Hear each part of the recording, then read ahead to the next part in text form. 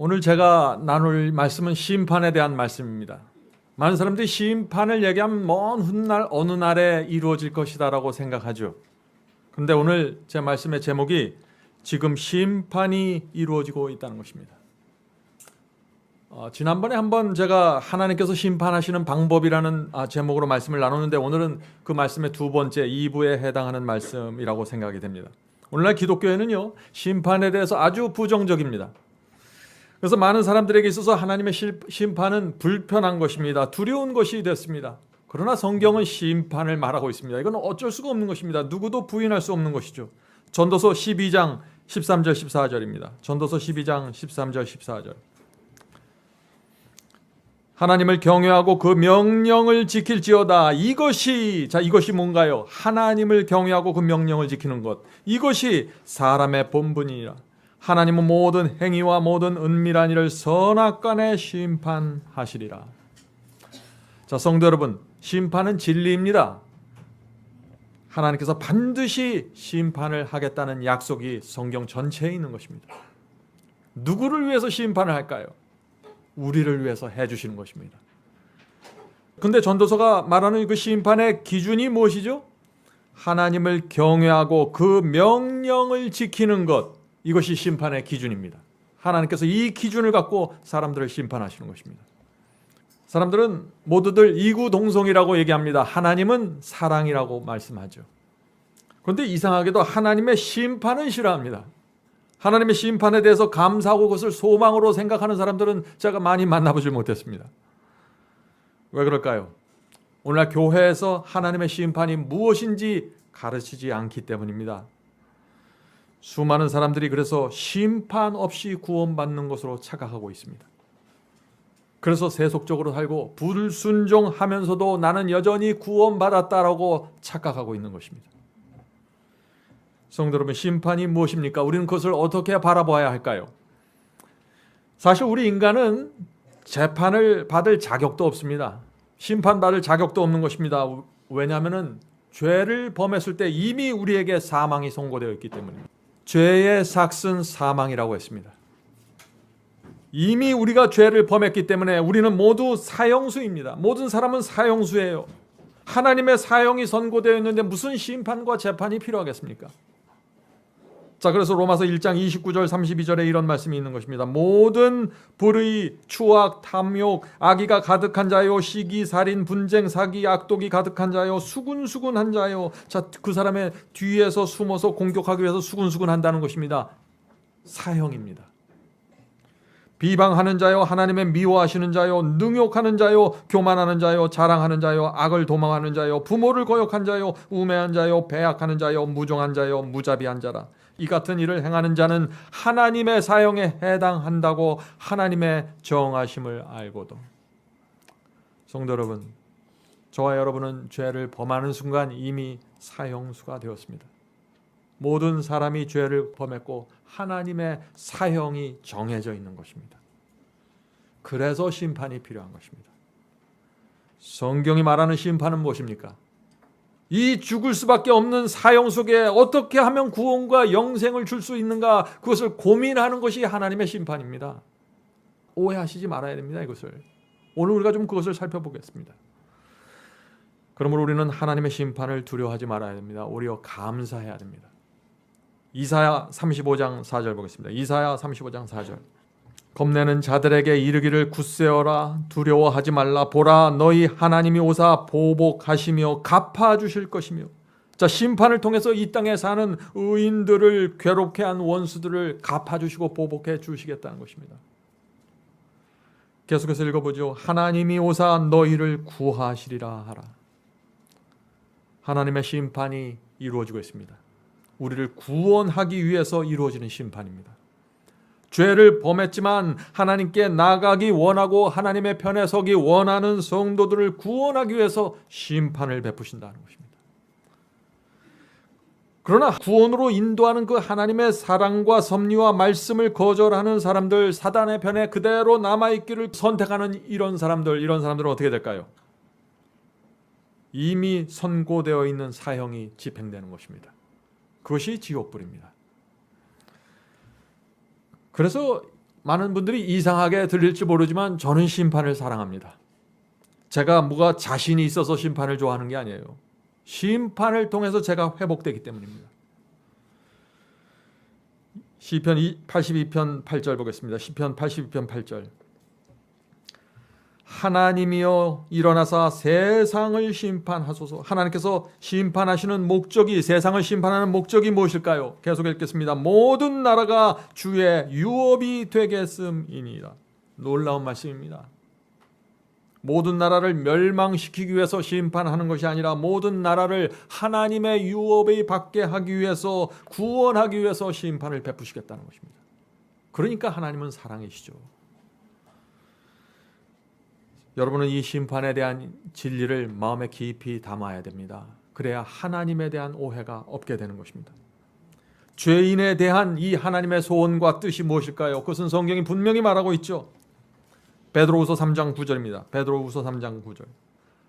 주의 약속은 어떤 이에 더디다고 생각하는 것이 더딘 것이 아니라 오직 너희를 대하여 오래 참으사 아무도 멸망치 않고 다 회개하기에 이르기를 원하시느니라. 심판하십니다. 그런데 아무도 멸망치 않고 회개하기를 원하는 심판입니다. 하나님의 성품을 오해하지 마시길 바랍니다. 성도 여러분, 하나님의 심판도 하나님의 성품과 뜻 안에서 이루어지는 것입니다. 그러므로 우리가 하나님의 심판을 신뢰해야 되는 것입니다. 심판에 대한 막연한 부정적인 느낌들과 감정들을 다 내려놓으시길 바랍니다. 자, 심판에 대해서 얘기할 때 우리가 꼭 두 가지 좀 살펴볼 것이 있습니다. 자, 그것은 심판이 어디서 이루어지는지 하는 심판의 장소입니다. 그리고 심판이 언제 이루어지는지 하는 시기입니다. 자, 심판이 어디에서 이루어진다? 심판은 어디입니까? 하늘 법정에서 이루어진다고 성경은 말합니다. 선지자 다니엘이 이야기하고 있죠. 다니엘은 하늘 법정에서 이 벌어지는 심판의 장면을 계시를 통해서 봤습니다. 다니엘서 7장 9절부터 10절입니다. 다니엘서 7장 9절부터 10절. 오늘 말씀이 많기 때문에 좀 제가 빨리 진행하도록 하겠습니다. 내가 보았는데 왕좌가 놓이고 옛적부터 항상 계신 이가, 이분은 하나님이시죠. 항상 계신 하나님이 좌정하셨는데 그 옷은 희기가 눈 같고 머리털은 깨끗한 양의 털 같고 보좌는 불꽃이요 그 바퀴는 붙는 불이며 불이 강처럼 흘러 그 앞에서 나오며 그에게 수종 드는 자는 천천히요 그 앞에 시위한 자는 만만이며. 지금 하나님께서 보좌에 앉으셨습니다. 그 하나님 앞에 천천만만의 천사들이 배심원처럼 지금 나열해 있는 것입니다. 천천만만이며 심판을 베푸는데 무엇이 펴져 있어요? 책들이 펴 놓였더라. 이것이 하늘 법정에서 심판이 베풀어지는 장면입니다. 책들이 펼쳐져 있는 것입니다. 자, 이것이 어떤 책들입니까? 저와 여러분의 생애가 기록된 책들입니다. 심판받는다는 것은 그래서 우리가 직접 하늘 법정에 참석해서 받는 것이 아니라 우리의 생애가 기록된 책들을 펼쳐놓고 심판을 베푸시는 것입니다. 자, 두 번째 문제는 뭐예요? 심판이 언제 시작되는가 하는 질문이죠. 많은 분들이 이 질문을 갖고 있습니다. 사도행전 17장 31절 보겠습니다. 사도행전 17장 31절. 이는 정하신 사람으로 하여금 천하를 공의로 심판할 날을 작정하시고. 자, 이 말씀이 무슨 뜻입니까? 하나님께서 심판하시는 때가 정해져 있다는 것입니다. 그 때가 언제일까요? 알곡과 가라지에 비유해서 예수께서 심판의 시기를 분명히 말씀하십니다. 마태복음 13장 30절입니다. 마태복음 13장 30절. 심판의 시기에 대해서 나눌 때 여러분 마태복음 13장 30절로 오면 됩니다. 읽겠습니다. 둘 다, 자, 여기서는 알곡과 가라지의 비유입니다. 둘 다 알곡과 가라지, 의인과 악인을 얘기하는 것이죠. 둘 다 추수 때까지 함께 자라게 두어라. 자, 추수 때는 세상 끝을 말하는 것이죠. 예수께서 재림하실 때까지 알곡과 가라지를, 의인과 악인을 그대로 자라게 내버려 두라는 것입니다. 왜 그대로 놔둘까요? 추수 때가 돼서 알곡과 가라지가 그들의 정체를 정확하게 드러낼 때까지 기다려줘야 된다는 것입니다. 정확하게 그들의 모습과 정체가 드러나면 그때 추수를 하시겠다는 것입니다. 계속해서 읽어보죠. 추수 때 세상 끝입니다. 예수께서 재림하실 때를 말하는 것이죠. 추수 때 내가 추수꾼들에게 말하기를 가라지는 먼저 거두어 불사르게 하고 단으로 묶고 곡식은 모아 내 곡간에 두리라 하리라. 자, 성도 여러분, 이 예수께서 말씀하신 이 알곡과 가라지의 비유의 이 장면이 어느 시대 같습니까? 구약 시대입니까? 중세기입니까? 어느 시대입니까? 마지막 때죠. 이건 누가 봐도 마지막 때죠. 그러므로 심판은 마지막 때에 이루어진다는 것입니다. 우리의 심판이 마지막 때에 있다는 사실을 마음에 두고 오늘 말씀을 들으시길 바랍니다. 마지막 때가 되면서 하늘 법정에서 책들이 펼쳐지면서 천사들이 늘어서서 배심원으로 참석하면서 심판이 이루어진다는 것입니다. 지금 살고 있는 이 시대입니다.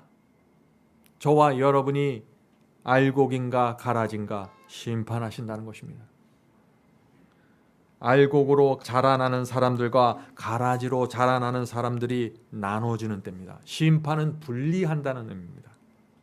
심판은 가라지를 회개시켜서 알곡으로 옮겨온다는 의미입니다. 가라지와 알곡이 자신의 정체를 완전하게 드러낼 때까지 하나님께서는 성령과 천사들 통해서 우리를 어떻게 해서든지 알곡으로 변화시키기 위해서 역사하시겠다는 약속이 심판입니다. 우리가 그 하나님의 역사에 어떻게 반응해야 될까요? 그것이 심판에 대한 진리의 의미입니다. 예수께서 재림하시기 전에 알곡과 가라지를 나누는 심판이 지금 이루어지는 것입니다. 예수께서 오시기 전에 맞춰져야 하는 것입니다. 예수께서 오실 때는 이루어진 심판의 결과에 따라 알곡으로 익은 사람은 천국에 가고 가라지로 익어간 사람들은 형벌을 받게 된다는 것입니다. 그러므로 저와 여러분은 날마다 심판받고 있는 것입니다. 우리가 무엇을 계획하고 무엇을 말하는지, 어떻게 살아가는지, 오늘 그래서 우리가 이 심판에 대한 문제 살펴보려고 하는 것입니다. 물론 심판은 마지막 시대 사람들만 받는 것은 아닙니다. 에덴 동산 이후 주님을 믿었던, 하나님을 믿었던 모든 사람들은 심판받게 되는 것입니다. 베드로전서 4장 5절에 그래서 이런 말씀이 있는 것입니다. 베드로전서 4장 5절입니다. 그들이 산 자와 죽은 자를 심판하기로 예비하신 그리스도께 사실대로 구하리라. 그래서 성경은 지금 산 자의 심판이 있고 죽은 자의 심판이 있다고 말하는 것입니다. 먼저 죽은 자들이 심판을 받을 수밖에 없겠죠. 구약시대 죽은 성도들, 신약시대 죽은 성도들, 중세기의 죽은 성도들, 지난주에 돌아가신 성도들, 죽은 자들이 먼저 심판받게 되는 것입니다. 이렇게 해서 죽은 자의 심판이 끝나면 산 자의 심판으로 들어가는 것입니다. 마지막 때 이 산 자들의 심판이 이루어지는 것입니다. 주의 재림을 살아서 목도할 사람들은 반드시 살아있는 상태에서 심판을 받게 되는 것입니다. 그럴 수밖에 없는 것이죠. 심판에 대해서 많은 질문들이 나올 수 있습니다. 그래서 이 심판에 대해서 여러분들 정말 알기 원하면 다니엘서 8장 강의를 들으셔야 됩니다. 자, 성도 여러분, 하늘 법정에서 심판하실 때 이 알곡과 가라지의 비율이 어느 정도 될까요? 이건 참 흥미있는 질문이죠. 예수님이 말씀하셨습니다. 예수께서 마태복음 7장 13절 14절에 이런 말씀을 주셨습니다. 좁은 문으로 들어가라. 멸망으로 인도하는 문은 크고 그 길이 넓어 그리로 들어가는 자가 많고 생명으로 인도하는 문은 좁고 길이 협착하여 찾는 이가 적음이라. 넓은 길로 가는 자는 많은데 좁은 길로 가는 자는 적다는 것입니다. 이것이 무슨 뜻인가요? 하늘 법정에서 심판할 때 가라지의 비율이 굉장히 높다는 것입니다. 예수께서는 인자의 때는 노아의 때 같을 것이라고 했고 인자의 때는 롯의 때와 같을 것이라고 했습니다. 무슨 뜻인가요? 가라지의 비율이 높다는 것입니다. 예수께서는 인자가 올 때 믿음을 보겠냐고 하셨고 청함을 받은 자는 많되 택함을 받은 자는 적다고 하셨습니다. 무슨 뜻인가요? 심판에서 가라지로 판정받는 성도들이 많다는 것입니다. 교회는 나옵니다. 그런데 가라지라는 것입니다. 성도 여러분, 오늘 제가 이렇게 왜 어려운 말씀을 드릴까요? 지금은 깨어 일어나야 될 때입니다. 어영부영 살 때가 아니에요. 지금 말씀을 살피면서 내 성품과 신앙이 지금 어떤 면과 말씀과 충돌하고 있는지 살펴야 되는 것입니다. 그래서 성령께서 날마다 여러분의 마음에 말씀하시는 것입니다. 성도 여러분, 하나님은 사랑이십니다. 그러므로 심판은 어떻게 해서든지 성령께서 가라지의 마음에 호소해서 회개케 해서 알곡이 되도록 하는데 이 심판에 초점이 맞춰져 있다는 것입니다. 어떻게 해서든지 한 영혼이라도 더 구원하기 위해서 하늘은 총력을 기울이고 있는 것입니다. 이런 각도에서 하나님의 심판을 보면은 하나님의 심판이 얼마나 감사한지 모르겠어요. 그럼에도 불구하고 심판의 기준은 분명하다는 것입니다. 하나님의 사랑과 하나님의 노력은 최고이지만은 심판의 기준은 동시에 또 정확한 것입니다. 계시록 22장 12절입니다. 계시록 22장 12절. 보라 내가 속히 오리니, 예수께서 속히 재림하신다는 약속이죠. 보라 내가 속히 오리니 내가 줄 상이 4개 있어 각 사람에게 그의 일한 대로 갚아주리라. 예수께서 재림하셔서 각 사람이 일한 대로 갚아주신다고 했는데 어떻게 갚아주실까요? 그 사람들이 성장하는 대로 갚아주신다는 것입니다. 어떤 모습으로 성장하는 대로 갚아주신다는 것입니다. 알곡은 알곡대로 말씀으로 성장해야 되는 것입니다. 의의 열매를 맺어야 되는 것입니다. 성장한 대로 갚아주시는 것입니다. 가라지는 구원의 길로 돌아오라는 호소가 늘 들려왔는데 그 성령의 호소를 어떻게 취급하고 받아들였는가, 그거에 따라 심판이 이루어지는 것입니다. 예수께서 오실 때 그 결과대로 갚아주시겠다는 것입니다. 성도 여러분, 지금 여러분은 교회를 수십 년 다녔는데 어떻게 성장하고 있습니까? 어떤 모습인가요? 하나님께서 그것을 기다리고 계신 것입니다.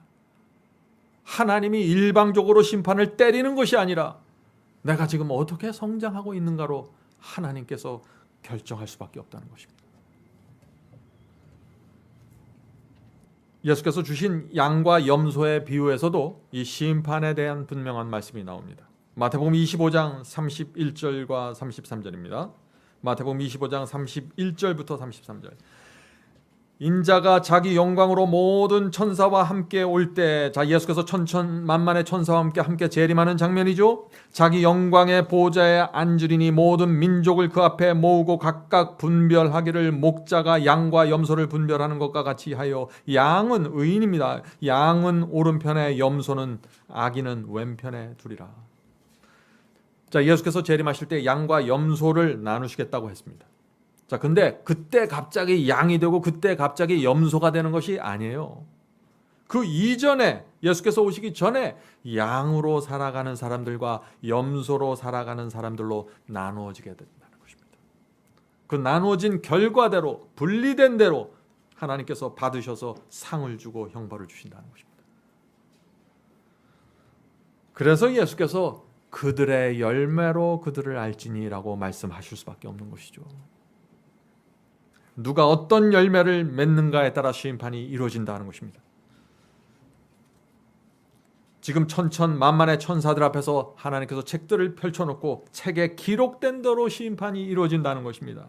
그 사람이 진리를 받고 있는지 거절하는지, 이 사람이 자신이 깨달은 대로 살아가는지 아니면 무시하는지, 그 결과에 따라 심판이 이루어진다는 것입니다.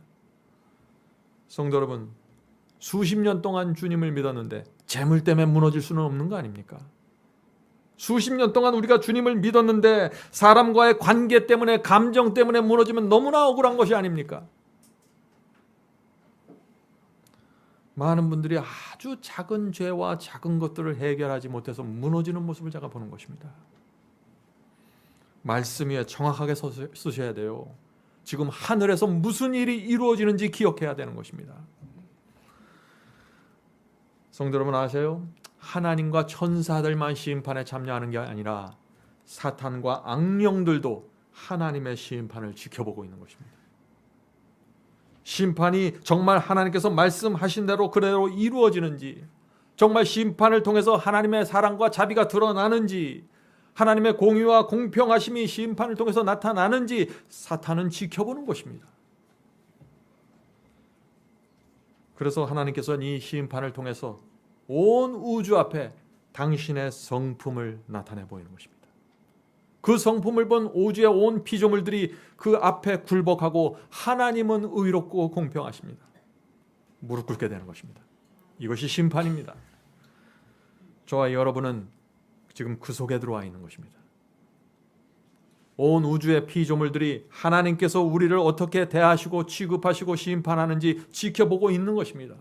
하나님은 그래서 거짓말할 수 없는 것입니다. 좋은 물고기와 못된 물고기의 비유에서도 심판이 나옵니다. 여기서도 하나님의 심판이 분명하게 나오죠. 마태복음 13장 47절과 50절입니다. 마태복음 13장 47절부터 50절. 또 천국은 마치 바다에 치고 각종 물고기를 모은 그물과 같으니 그물에 가득함에 물가로 끌어내고.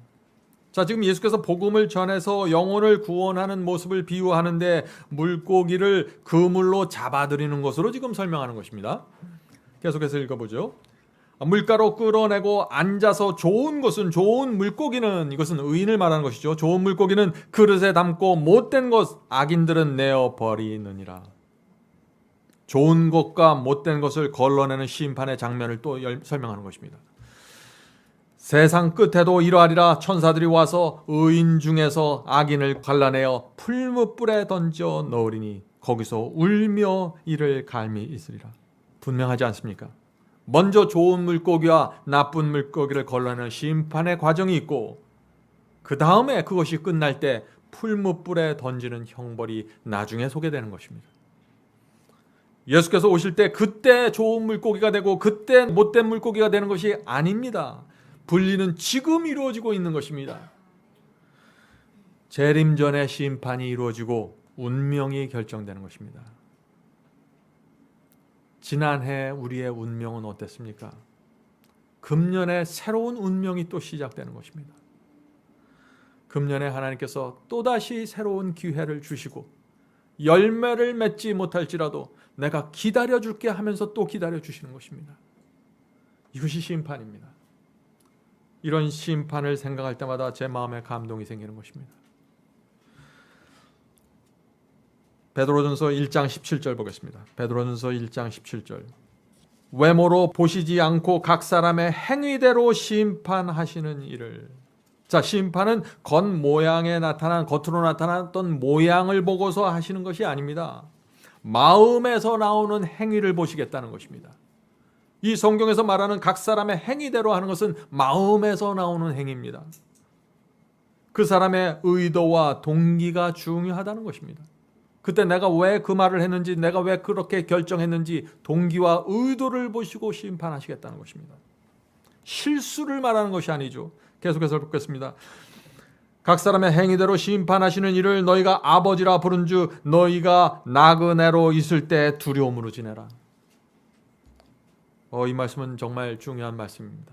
베드로가 지금 무엇을 말하는 거예요? 이 세상에 나그네로 사는데 심판에 대한 두려움을 갖고 살라는 것입니다. 심판에 대한 두려움을 가지라는 말이 무슨 뜻일까요?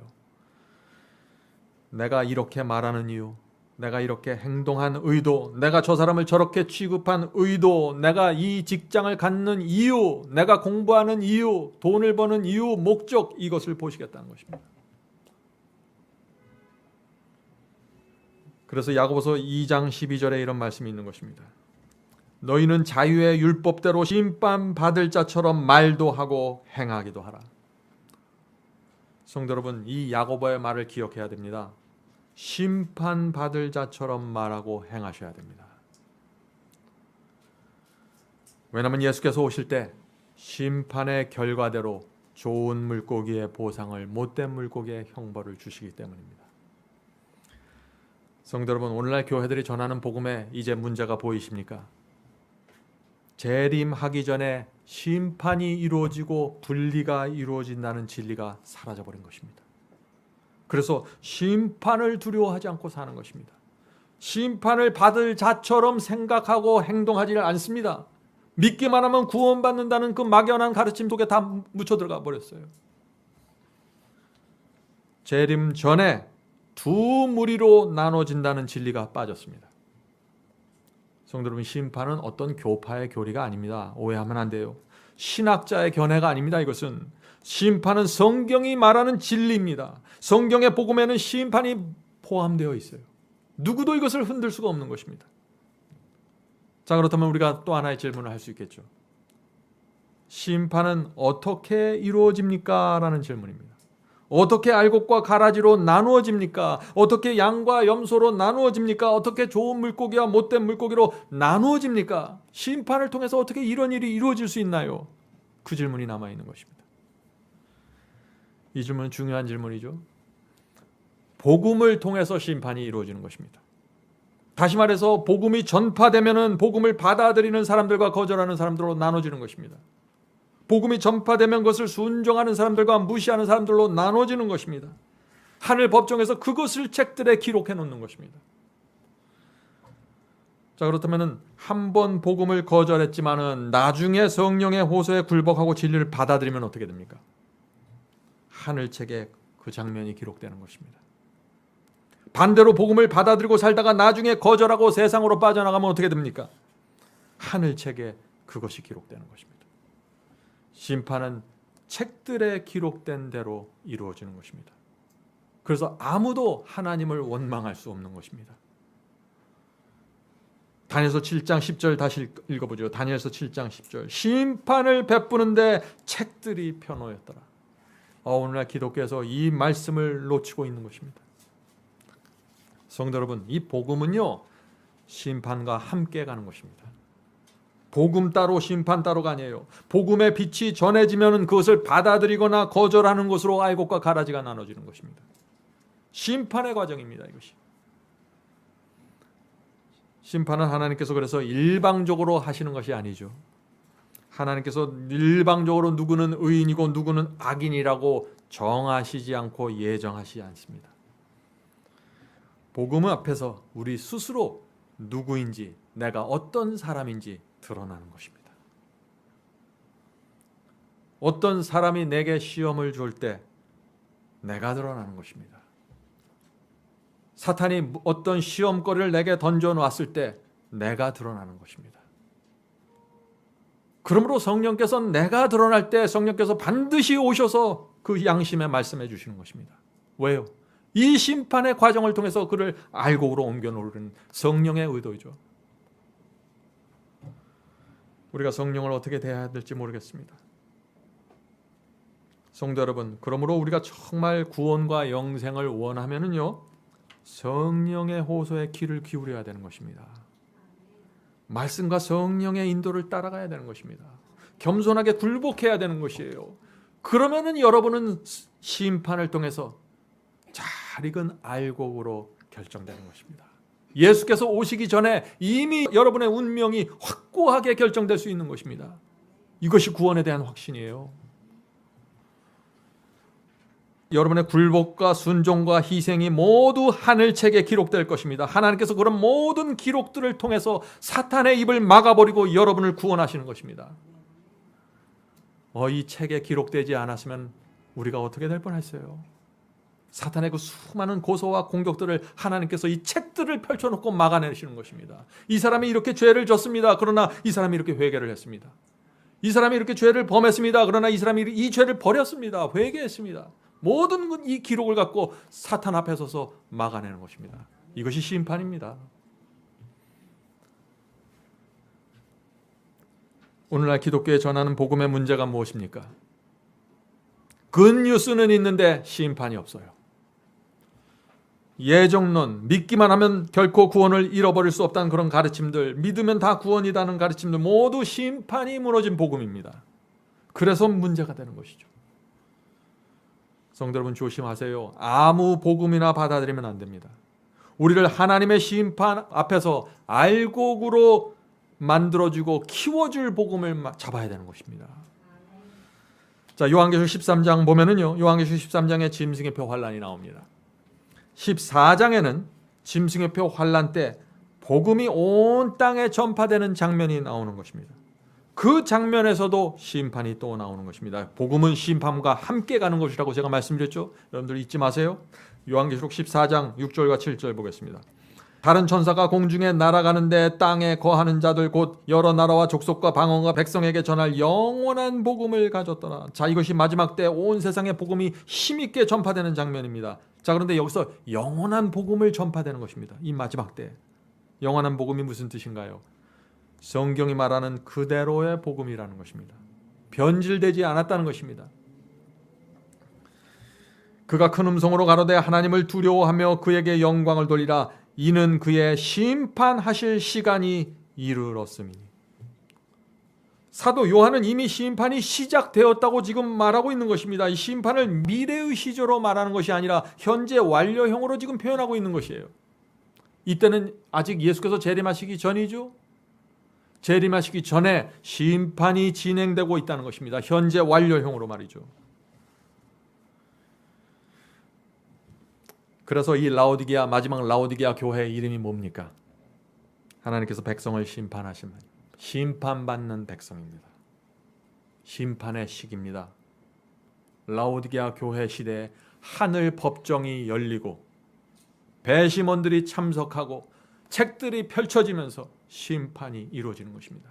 죽은 자들의 심판이 먼저 시작되고 산 자들의 심판으로 넘어가는 것입니다.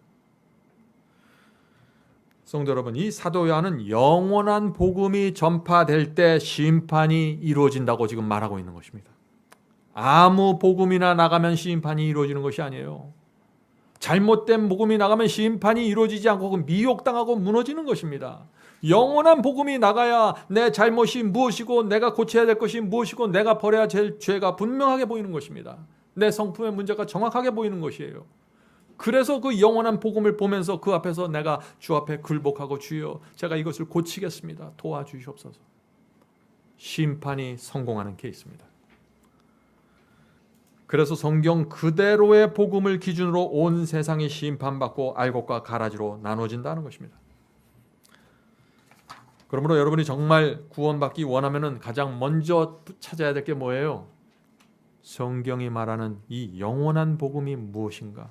원래 그대로의 복음, 순수한 복음이 무엇인가? 심판이 포함된 복음이 무엇인가? 그것을 먼저 찾으셔야 되는 것이에요. 그리고 그 복음과 내 생애와 내 마음과 내 성품을 비교하면서 주 앞에 나가는 것입니다. 여러분이 정말 하나님을 사랑하면 여러분은 그 심판을 통해서 여러분의 생애를 드리게 될 것입니다. 자, 만일 어떤 사람이 거듭나서 알곡으로 계수되었다고 해보죠. 그런데 나중에 그 사람이 신앙을 잃어버리고 하나님의 뜻이 무엇인지 알면서 성경 말씀을 알면서 무시하고 살면 어떻게 될까요? 세상을 사랑하면서 살면 어떻게 될까요? 심판에서 그 사람은 가라지로 분류가 되는 것입니다. 한 번 알곡이면 영원한 알곡이 아니에요. 한 번 가라지면 영원한 가라지도 아닙니다. 성령 앞에서 말씀 앞에서 내가 어떻게 반응하고 굴복하는가로 그 사람의 운명이 결정된다는 것입니다. 성도 여러분, 심판에서 가라지로 분류된 이런 사람들, 말씀을 무시하고 거절하는 사람들을 어떻게 하늘이 받아들일 수가 있어요? 많은 사람들은 오늘 하나님은 사랑이기 때문에 내가 이렇게 부족하고 내가 이렇게 불순종하고 내가 주님의 뜻을 거절해도 하나님은 사랑하기 때문에 나를 받아줘야 됩니다라고 주장을 해요. 그건 그 사람의 주장이지 성경은 그렇지 않습니다. 마태복음 7장 21절 보겠습니다. 마태복음 7장 21절. 나더러 주여 주여 하는 자마다 천국에 다 들어갈 것이 아니요 다만 하늘에 계신 내 아버지의 뜻대로 행하는 자라야 들어가리라. 얼마나 분명합니까? 예수께서 심판에서 그 알곡의 기준을 정확하게 말하지 않았어요? 여기서 하나님의 뜻대로 행하는 신앙입니다. 또 하나의 심판의 기준이 있습니다. 요한복음 3장 보겠습니다. 요한복음 3장 36절. 아들을 믿는 자는 영생이 있고, 자, 믿으면 영생을 받을 수 있는 것입니다. 믿는 자는 영생이 있고 아들을 순종치 아니하는 자는 영생을 보지 못하고 도리어 하나님의 진노가 그 위에 머물러 있느니라. 오늘 많은 그리스도인들이 이 말씀의 의미를 있는 그대로 받아들이지 못하는 것이에요. 전반부만 받아들이고 끝내려고 하는 것입니다. 하나님의 아들을 믿으면 영생입니다. 그것만 받아들이려고 해요. 그것이 아니죠. 아무리 믿는다고 할지라도 말씀에 순종하지 않으면 어떻게 한다고 그랬어요? 영생을 보지 못하고 하나님의 진노를 받는다고 말씀하지 않아요. 이 말씀이 무슨 뜻입니까? 믿음이 순종으로 이어지는지 심판하시겠다는 것입니다. 자, 이제 열처녀의 비유를 보죠. 열처녀의 비유는 지금 교회 안에서 정확하게 성취되고 있는 이 시대의 예언입니다. 비유이면서 동시에 예언입니다. 이 열처녀의 비유에는 하나님의 심판이 언제 어떻게 이루어지는지 분명하게 나타나 있습니다. 자, 이 말씀을 좀 살펴보도록 하겠습니다. 마태복음 25장 1절부터 12절 한 절 한 절 읽으면서 살펴보죠. 그때 천국은 마치 등을 들고 신랑을 맞으러 나간 열처녀와 같다 하리니. 자, 지금 열처녀는 그리스도의 재림을 기다리는 성도들을 뜻하는 것입니다. 재림을 기다리지 않는 성도들은 열처녀 비유에 속해지도 않아요. 일단 재림을 기다리는 성도들을 대상으로서 열처녀의 비유가 펼쳐지는 것입니다. 예수께서 오시는 길을 비추기 위해서 지금 등불을 들고 있는 마지막 시대의 성도들을 가르쳐서 열처녀라고 지금 말씀하시는 것입니다. 그런데 재림을 기다리는 동안에 이 열처녀 사이에 문제가 생기는 것입니다. 자, 어떤 문제가 생깁니까? 계속해서 읽어보죠. 그 중에 5은 미련하고 열처녀 중에 5은 미련하고 5은 슬기 있는지라. 미련한 자들은 등을 가지되 기름을 가지지 아니하고 슬기로운 자들은 그릇에 기름을 담아 등과 함께 가져갔더니. 성도 여러분, 이 신랑 대신 이 예수님을 기다리던 성도들이 열처녀가 두 무리로 갈라지는데 어떻게 갈라진다 그랬어요? 슬기로운 처녀와 미련한 처녀로 갈라진다는 것입니다. 예수께서 오시기 전에 이루어지는 분리입니다. 각 사람의 정체가 예수께서 오시기 전에 내가 미련한 처녀인지 내가 슬기로운 처녀인지 나타나게 된다는 것입니다. 자, 그런데 무엇이 재림을 기다리던 이 성도들을 두 무리로 나누게 되었을까요? 둘 다 등은 갖고 있다고 했습니다. 그런데 미련한 처녀에게 기름이 없었습니다. 슬기로운 처녀는 등과 기름을 갖고 있어서 등불이 환하게 불타는 것입니다. 미련한 처녀는 등을 갖고 있는 것입니다. 물론 처음에는 기름이 있었기 때문에 어느 정도는 탔겠죠. 그러나 예수께서 재림하시는 것이 지체되면서 기름이 떨어졌는데 더 이상 보충을 하지 않는 것입니다. 기름이 문제입니다. 자, 등불은 뭐예요? 등불 시편 119편 115절입니다. 시편 119편 115절. 주의 말씀은 내 발의 등이요 내 길의 빛이니라. 등은 모두 갖고 있는 것입니다. 열처녀 모두 말씀과 빛을 가지고 있었어요. 그러니까 예수께서 재림하시는 걸 준비하기 위해서 다 등을 두고 나가서 서서 기다리는 것이죠. 흔히 미련한 처녀에 대해서 많은 분들이 오해를 해요. 미련한 처녀는 신앙이 없는 사람이야. 말씀에 관심도 없고. 오해입니다. 미련한 처녀는 등불을 들고 주의 재림을 기다렸던 성도들입니다. 다시 말해서 미련한 처녀는 주의 재림에 관심이 있는 것입니다. 세상에 팔려서 마음대로 사는 사람들이 아니에요. 입으로만 주님을 믿는다고 말하는 위선자가 아닙니다. 그들 마음에 진지함이 있었습니다. 그런데 미련한 처녀가 됐다는 것입니다. 왜요? 기름 때문에 그렇게 되었다는 것이에요. 기름 때문에. 성도 여러분, 요즘 교회에서 등불을 들고서 신실하게 주의 재림을 기다리는 사람들이 있나요? 거의 없지 않습니까? 기독교에서 사라지고 있는 것입니다. 예수께서 재림하실 때가 가까우면 갈수록 재림을 기다린다고 말하는 이 미련한 처녀들도 거의 볼 수 없게 사라지는 것입니다. 지금 교회 안에 여러분이 생각하는 것보다 상당히 심각한 상황이 벌어지고 있는 걸 여러분들이 이해하셔야 돼요. 미련한 처녀마저도 사라지고 있어요.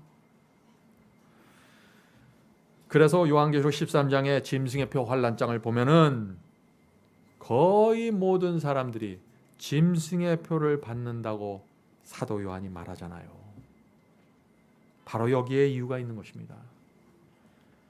그러므로 성도 여러분, 지금 우리가 깨어서 준비해야 될 때입니다. 말씀을 살피고 예언을 보면서 주께서 준비하시는 길을 예비해야 될 때라 하는 것입니다. 자, 여기서 한 가지 좀 짚고 넘어가야 될 것이 있는데, 그것은 신랑 예수께서 오시기 전에 주님을 믿는 사람들이 두 무리로 나누어진다는 것입니다. 이것이 심판입니다. 제가 자꾸 반복해서 말씀드리는 거예요. 그러므로 예수께서 재림하실 그때가 중요한 것이 아니라 지금이 중요하다는 것입니다. 그때는 이미 결정된 대로 상을 주고 형벌을 줄 뿐이에요. 모든 운명은 지금 이루어지는 것입니다. 지금. 이것이 정확하지 않기 때문에 5절 말씀이 나오는 거예요. 5절. 신랑이 더디옴으로 모두 졸며 잘세. 모두라고 했어요. 모두는 뭐예요? 열처녀 모두예요. 미련한 처녀, 슬기로운 처녀 모두 자는 것입니다. 신랑이 오기 전에 운명이 결정된다는 이 확고한 진리가 마음속에 새겨지질 못했어요. 많은 사람들이 그래서 흔들리면서 자는 것입니다. 졸면서. 여기서 또 우리가 하나 볼 수 있죠. 예수께서 오시기 전에 두 무리로 나눠지는데 조는 사람들과 자는 사람들로 나눠진다는 것입니다. 예수께서 오시는 징조가 보이면 잠깐 눈을 번쩍 뜨고 고개를 들지만 징조가 사라지고 어디 쓰나미가 지나가고 홍수가 지나가면 어떻게 돼요? 다시 고개를 숙이고 자는 것이죠. 그런데 그 중에 잠들지 않으려고 애쓰면서 허벅지를 뜯는 성도들이 있다는 것이에요. 그게 누구예요? 그게 슬기로운 처녀라는 거예요. 마지막 시대 이 슬기로운 처녀들은 신랑을 기다리는 동안 이런 경험들을 하게 되는 것입니다. 미련한 처녀는 깊이 잠들게 되는 것입니다. 물론 그들도 처음엔 졸았을 거예요. 그들도 처음에는 잠들지 않으려고 노력했을 것입니다. 그들도 처음에는 등불을 들고 서 있었을 것입니다. 그러나 시간이 지나면서 기름이 떨어진지 모르고 잠에 들어가는 것입니다. 성도 여러분, 우리는 지금 어떤 상태입니까? 깊이 자고 있습니까? 아니면 말씀을 읽고 예언을 살피면서 깨어 있으려고 애를 쓰십니까? 성도 여러분, 이 세상의 모든 것을 걸지 마세요. 우리의 목적은 신랑 되신 그리스도를 만나는 것입니다. 그때 그것을 바라보면서 모든 준비가 이루어져 가는 것입니다. 공부를 하시오, 직장을 다니십시오. 그러나 이것은 하나의 수단이지 이것 자체가 목적이 아니라는 것이죠. 목적은 신랑 예수를 만나는 것입니다. 6절 보겠습니다. 밤중에 소리가 나되 신랑이로다 맞으러 나오라 하매 이에 그 처녀들이 다 일어나 등을 준비할세. 자, 신랑이 온다는 소리가 크게 들리는 것입니다. 그때 어떻게 됐어요? 누가 일어났어요? 슬기로운 처녀만 일어났어요? 아니에요. 열처녀 모두 깨어났다고 했어요. 왜 깊이 잠들어 있는 이 미련한 처녀들까지도 일어나게 될까요? 신랑이 온다는 이 소리가 엄청나게 크기 때문에 코를 고면서 자는 사람들도 다 일어나는 거. 이때는 신랑이 온다는 이 외침이 들릴 때 모든 사람들이 인정할 수밖에 없는 마지막 징조가, 재림의 징조가 나타나는 것입니다. 그래서 사람들이 이 징조가 나타난 거 보면 이젠 예수께서 오시는 게 확실하구나. 그때 깬다는 것이에요. 그런데 그때는 늦었다는 것입니다. 이미 미련한 처녀는 미련한 처녀로, 슬기로운 사람은 슬기로운 처녀로 나눠져 버렸다는 것입니다. 돌이킬 수 없다는 것이에요. 왜요? 오늘 그 이유가 나오는 것입니다. 열처녀 모두에게 이것은 틀림없이 예수께서 오시는 마지막 증거라는 확신을 주는 증거가 일어나기 때문에 다 깨어나는 것이죠. 그때 이 열처녀에게 어떤 일들이 생기나요? 그때 미련한 처녀들이 갖고 있었던 문제가 그때 드러나는 것입니다. 그 전에는 다 교회에 섞여 있기 때문에 다 슬기롭게 보여요. 다 좋은 사람들처럼 보이고 마지막 징조가 나타날 때 그때 드러난다는 것입니다. 그래서 울며 이를 갈게 되는 것이에요. 수십 년 동안 신앙을 했는데 그때 알고서 늦었기 때문에. 자, 7절 8절 보죠. 미련한 자들이 슬기로운 자들에게 이르되 우리 등불이 꺼져가니 너희 기름을 좀 나눠달라 하거늘. 자, 신랑이 온다는 기별이 힘있게 나옵니다. 징조가, 엄청난 징조가 생겼어요. 미련한 처녀는 깨어났습니다. 그런데 자신에게 기름이 없다는 걸 알 거예요. 등불을 들고 비춰야 돼요. 신랑 앞으로 가서. 등불이 안 켜지는 거예요. 기름이 떨어졌기 때문에. 어떻게 해요? 그래서 여기서 기름을 달라고 지금 부탁하고 다니는 것입니다. 그런데 그 마음이 부드럽고 성품이 고운 슬기로운 처녀들이 아무도 기름을 빌려줄 수 없는 것입니다. 왜 그럴까요? 이 기름은 성령을 상징하기 때문에 그렇습니다. 사도행전 10장 38절, 사도행전 10장 38절입니다. 하나님이 나사렛 예수에게 성령과 능력을 기름 붓듯 하셨으며, 성령이 기름으로 부어지는 것처럼 지금 성경은 묘사하고 있는 것이죠. 기름은 성령입니다.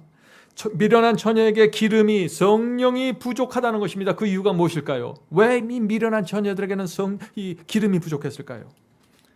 미련한 처녀가 누구예요? 등은 들고 있는 사람입니다. 말씀을 들고 있었어요. 교리를 알고 있었습니다. 지식이 있었어요. 그런데 그 마음에 기름의 역사가 없는 것입니다. 성령의 역사가 이루어지지 않은 것입니다. 말씀에 대한 지식은 쌓여가는데 성령께서 주시는 확신이 사라져버리는 것입니다. 얼마나 답답할까요? 성도 여러분, 등은 하나님의 말씀이고 기름은 성령이라고 그랬죠. 그러므로 등불이 환하게 비추려고 하면은 내 말씀이 내 속에 들어가서 그 마음과 생애를 변화시키는 성령의 역사가 이 말씀과 함께 이루어져야 되는 것입니다. 내가 어떤 계명을 알면 그 계명에 순종할 수 있는 이 마음의 역사가 성령을 통해서 이루어져야 되는 것입니다. 내 마음이 감동이 되고 확신이 되고 결정할 수 있는 그 모든 성령의 역사가 이루어져야 되는 것입니다. 미련한 처녀는 그게 안 됐다는 것입니다. 말씀은 계속 두뇌로 들어가는데 성령의 기름이 두뇌로 들어가지 않는 것입니다. 그래서 이 미련한 처녀들은 특징이 뭡니까? 말씀에 대한 감사가 없는 것입니다. 어떻게 살아야 된다는 건 다 알아요. 공식은 다 알고 있어요. 그런데 그렇게 할 영적인 힘이 없는 것이에요. 메말라 죽어가는 것입니다. 불순종의 생애에서 빠져나오지 못하는 것입니다. 기름이 부족한 것입니다. 성도 여러분, 많은 분들이 오늘날 교회에서 예배드리고 그렇게 찬양하고 기도하고 통성기도하고 방언하고 그러면은 성령을 받았다고 하죠. 등이 후끈거리면서 뜨거운 열정이 생기는 것 같죠. 성령으로 충만하다고 간증을 하는 것입니다. 그런 성령은 내 성령이 아닙니다. 그건 분위기 성령이죠. 성령이 내 속에 있어야 되는 것입니다. 교회에 있을 땐 뜨거운데 집에 오면 냉랭해요? 그건 내 성령이 아니에요. 그건 교회 성령이지. 미련한 처녀는 성령의 역사가 어떻게 내 속에서 이루어지는지 모르는 것입니다. 이것을.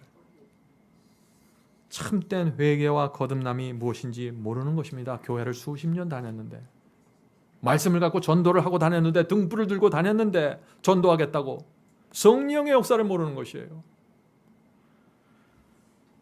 좀 그런 분들을 만나면 참 가슴이 답답해요. 어떻게 도와드려야 될지. 자, 슬기로운 처녀들은 어떤 사람들입니까? 마태복음 25장 4절입니다. 슬기로운 처녀들. 슬기로운 자들은 그릇에 기름을 담아 등과 함께 가져갔더니. 분명하지 않아요? 슬기로운 자녀들은요, 자기 스스로 기름을 담아서 등과 함께 가져갔습니다. 성도 여러분, 그들은 말씀의 등을 갖고 있을 뿐만 아니라 그 등불이 꺼지지 않게 기름을 받고 있는 사람들입니다. 성령의 역사 속에서 살아간 것입니다. 예수께서 오시기 전에 성령의 역사 속에서 살았어요. 그들이 비록 졸았을 수 있습니다. 그러나 늘 성령께 나가서 양심을 비춰주고 자기의 생애를 보면서 주여 제 문제가 무엇입니까? 가르쳐 주시기만 한다면 제가 따라가겠습니다. 이 심정으로 살아간 거예요. 이 사람들도 실수하고 넘어집니다. 교만하지 않은 것입니다. 슬기로운 처녀는 성령의 음성에 귀를 기울였고 성령의 호소가 들려올 때 내 뜻을 내려놓고 내 감정을 내려놓는 사람들입니다. 그래서 그들은 주님의 뜻대로 순종했고 자기 자신을 십자가에 못 박는 것이 무엇인지 경험적으로 알게 되는 것입니다. 이것이 슬기로운 처녀의 모습이죠. 9절 읽겠습니다. 슬기로운 자들이 대답하여 가로되 우리와 너희의 쓰기에 다 부족할까 하노라. 차라리 파는 자들에게 가서 너희 쓸 것을 사라 하니. 성도 여러분, 이 기름은 나눠줄 수 없는 것입니다. 미련한 처녀들이 지금 신랑이 온다 하고 외쳐서 기름을 구하러 나가는데 이 슬기로운 처녀들이 나눠줄 수 없어요. 그래서 기름 파는 자들에게서 사라 하고 말하는 것입니다. 그래서 어떻게 돼요? 이 사람들이 누구한테 가요? 거짓 성령에 가는 거예요. 거짓 성령을 살려고 하는 거예요. 내적에서 이루는 성령의 기름은 살 수 없으니까 외적에서 이루어지는 그 어떤 거짓 성령의 뜨거움, 방언, 은사들 살려고 이리저리 돌아다니는 것입니다. 마지막 시대의 모습 아닙니까? 이것이 두 무리가 갈라지는 것입니다. 한쪽에서는 진짜 성령의 은혜를 내적으로 경험하는 사람들이 있고 한쪽에서는 외적으로 이루어지는 거짓 성령의 역사에 미혹당하는 사람들이 있는 것입니다. 성도 여러분, 말씀을 읽고 깨닫는 경험, 기름의 경험입니다. 성령의 은혜로 죄와 유혹을 물리치는 경험, 기름입니다. 자아를 십자가에 못 박는 경험, 기름입니다. 회개하고 죄를 버리는 경험, 기름입니다. 육체의 충동이 올라올 때 그것을 물리치고 저항하는 경험, 기름입니다. 이것이 성령의 역사입니다. 이것이 이루어지는 사람들은 슬기로운 처녀이고, 이것은 다른 사람들에게 나눠줄 수가 없어요. 설명하기도 안 돼요. 설명도 힘들어요, 어떤 때는. 오늘 많은 사람들이 이 성령의 역사가 뭔지를 모르는 것이에요. 설명을 아무리 해줘도 많은 사람들이 이걸 깨닫지를 못하는 거예요. 이게 뭔지. 왜 그럴까요? 기름과 성령의 인도를 따라가는 경험이 없는 것입니다. 하나님께서 성령을 통해 내게 말씀하실 때 내 자신을 굴복하고 내가 손해보고 내가 희생하면서 내 자신을 십자가에 못 박던 그 성령의 거룩한 역사가 뭔지를 모르는 것입니다. 그러니까 믿기만 하면 구원받는다는 그 거짓 교리를 붙잡고 평생을 살아가는 거예요.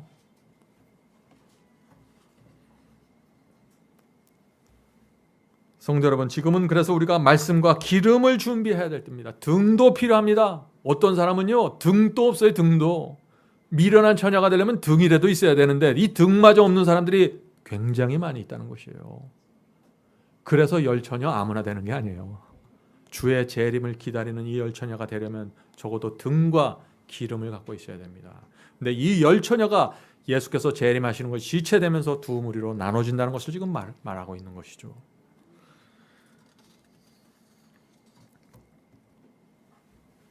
이 성령의 역사, 이 기름의 역사를 여러분들 정말 알기 원하면요, 예수께 가는 길 시리즈 여러분들 아시죠? 그거 한번 잘 씹어서 들어보세요. 그리스도인의 중요한 경험들이 거기에 펼쳐져 있습니다. 자, 10절 보겠습니다. 저희가 미련한 처녀입니다. 저희가 기름을 사러 간 동안에 신랑이 오므로 예비하였던 자들은 다 함께 혼인잔치에 들어가고 문은 닫혔느니라. 자, 미련한 처녀들이 신랑이 온다는 소식을 듣고 깜짝 놀라서 그제야 기름을 사러 갔습니다.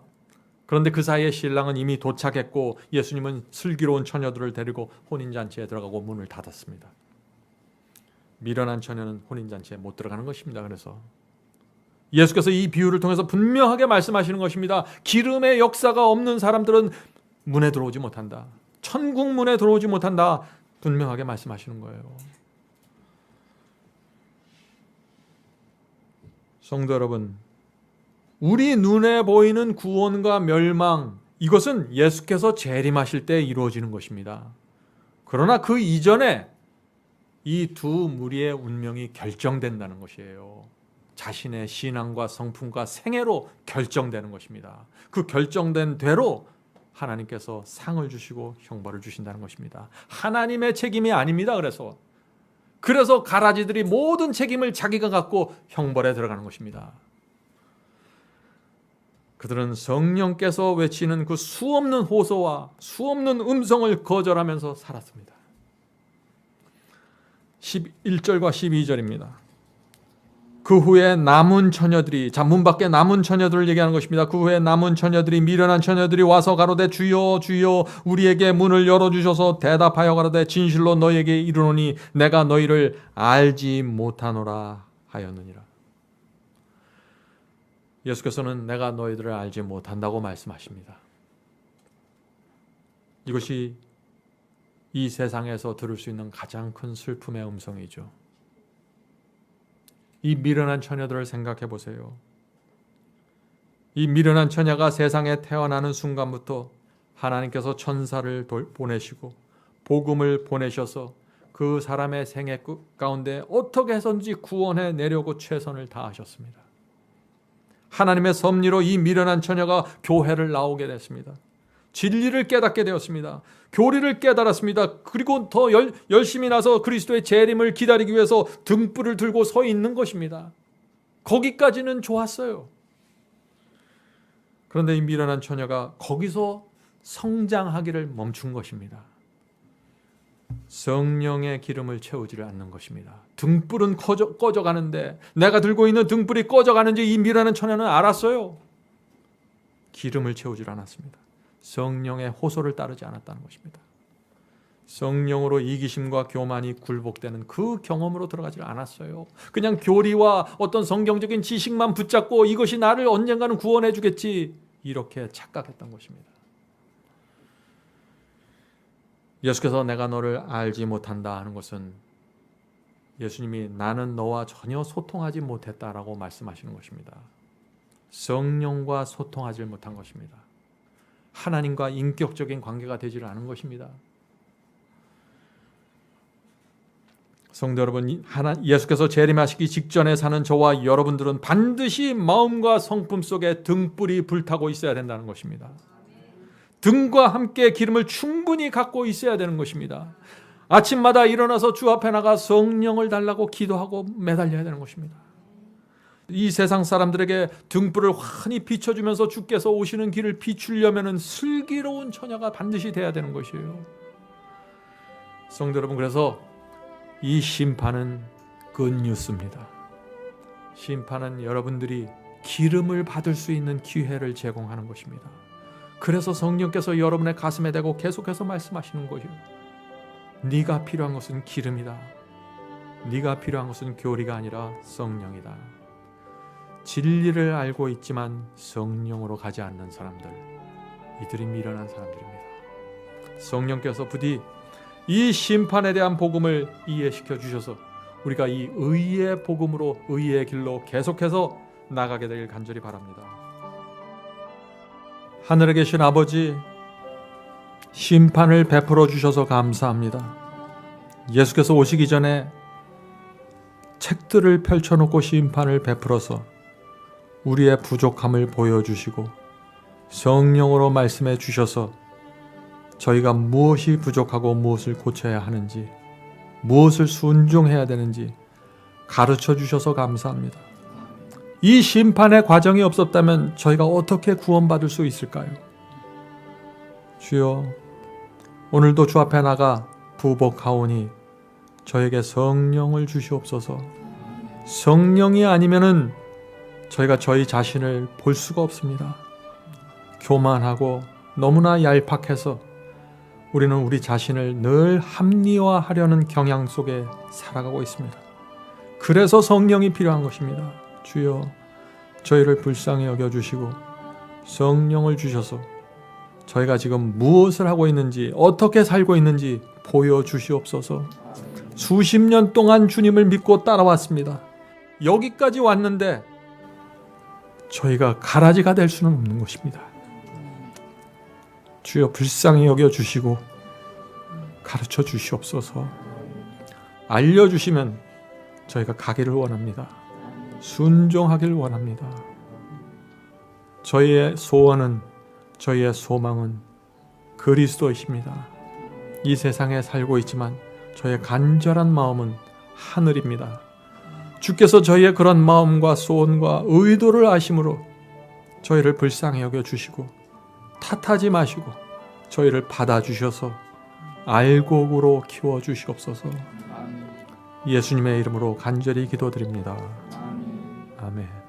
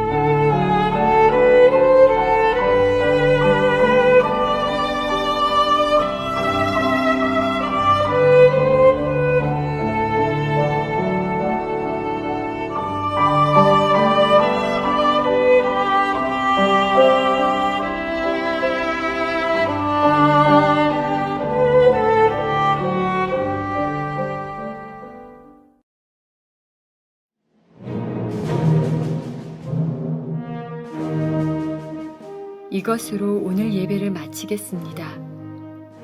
설교 말씀에 대한 감동이나 소감을 웹사이트 하단 게시판에 남겨주시면 감사하겠습니다. 사시는 지역 또는 나라와 함께 간증을 남겨주시면 우리 모두에게 큰 위로와 격려가 될 것입니다. 마지막 사명 사역을 위해 헌금하시기 원하시는 분들은 웹사이트 상단 헌금함에 드려주시기 바랍니다. 성도 여러분의 헌금은 복음을 전파하는 일에 소중히 사용됩니다. 그럼 다음 주 이 시간에 다시 뵙겠습니다. 마지막 사명 인터넷 교회 교우 여러분, 하나님의 은혜와 평강이 함께 하시길 간절히 바랍니다.